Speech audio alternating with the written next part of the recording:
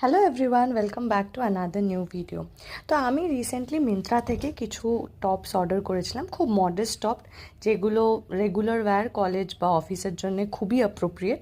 তার সাথে এই ফ্রিবিটা একটা সিম্পলের ময়শ্চারাইজার 15 ml ফ্রি পেয়েছিলাম।